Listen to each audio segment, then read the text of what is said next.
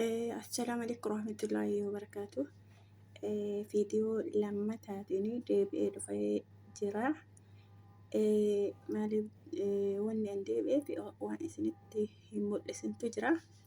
Asiira dura argisiise sanitti jechuudha. Cimmaaqii yookaan asiira hundee diimaa isarraayi jechuudha. Hedduu takka faayidaa guddaa qaba.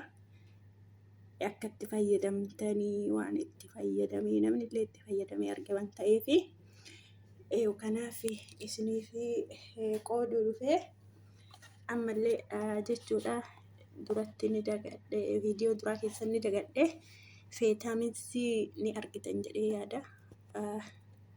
Isii diqqishuu taana Vitamin C dha. Yeroo akkanatti asiira godhatanii saffitanii geessisan jechuudha. Akka dhuddaniini isii tana isin keessa isii duwweera dhiqqoo takka fuutanii akkanatti kaasaa keessa buuftan jechuudha. Isii Vitamin C dha. Xaa'aamillee jechuun dhandhama isaallee xiqqoo isinii bareeda goote akka miirandaa waan ta'eef faayidaa guddaa qabdi.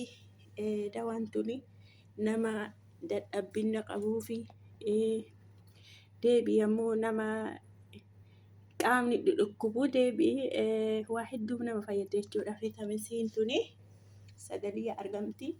Sagalee akamittuu ni argama. Kana waliin akka fayyadamtanii walii qoqqooduun bareeda isinii waraabaa jira jechuudha. Akka itti fayyadamtanii mee amma yoo fayyadamtanii natiijaa yookaan faayidaa hin jirre taate koomentii jala barreessaa. Akkasumas wanti biraallee ni jira. Isinii hima jechuudha yeroo biraa.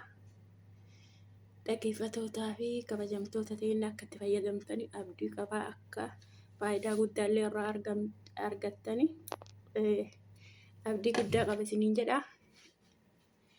Kana isiniin jedha akkanatti isa viidiyoo jalqabaa keessaa sanidha. Akkana qophaa'ee jira. Argitan yoo ta'e burtukaanaa fi hundee diimaadha. Qallaatatti akkuma viidiyoo dura argitan irratti daake jechuudha. Kana fakkaataa itti fayyadamaa warra rabbi isinii laaffise. Akkasumas kan biraallee ni jira yeroo biraa inshaallah isinii waraaba. Hedduu takka namoota Vitaaminiin hanqina adda addaa qabaniif baay'ee tokko bareedaadha.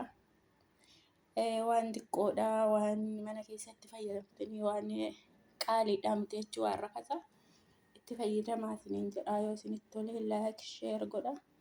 Assalaamu alaikum warahmatullahi wabarakatuh.